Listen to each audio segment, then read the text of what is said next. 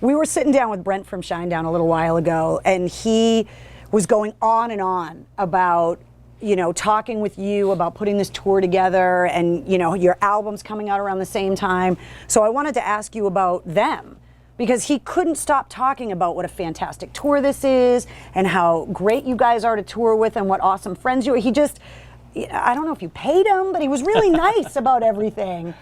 So what's your side of what's your perspective of being on the road with those guys? Yeah, no, they're great, man. You know, we've been friends for a while now. I think back in 06, I want to say, something like that. They came out with us, and that's when we first got to know each other. And we've been really proud of them and watching their evolution and them coming into a headlining status themselves and all that. And I think it's really great. And I'm really glad, because I think we need more bands like that to continue to wave the rock and roll flag, because there's some bands, a lot of bands are going away, you know, soon. We don't have Rush anymore. We don't know how long Aerosmith's going to do this for. Metallica's starting to teeter about some things because James doesn't want to do as much touring. Well, plus we're losing singers like Chris Cornell and Chester Bennington. Yeah. And so there's all that going on, right? And so, you know, I think it's important that that us style bands stick together and continue to support each other, because we're all on the same team, you know. The better they do, the better we do. The better we do, the better they do. It's all relevant.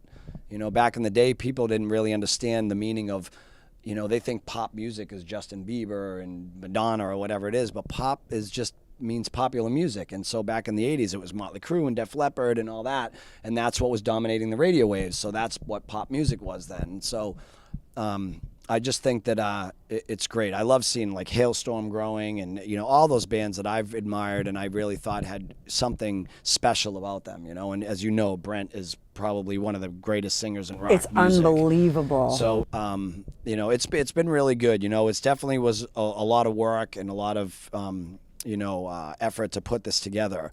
But again, you know, he's right on the money. We spent some time talking about this and like, what are you going to do so we know, so we can contrast you and make sure that both sides of the audience gets a full headlining show, but completely different, but can yet live on the same stage. And I think we did a really good job at accomplishing that.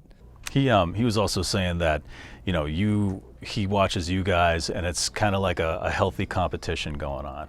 I like the fact that it's like healthy competition, because every single night we're like, I'm coming for your ass. Is there any Listen to me, pal. Come on now. I'm kidding. So is there any, obviously there is some ball busting on the road. And some healthy You know what we do? We look at the merch numbers every night and go, hey, you guys beat us by $4,000 tonight. And then they go, oh, what do you mean $4,000? You got us by 40 in Mexico, New Mexico. I'm like,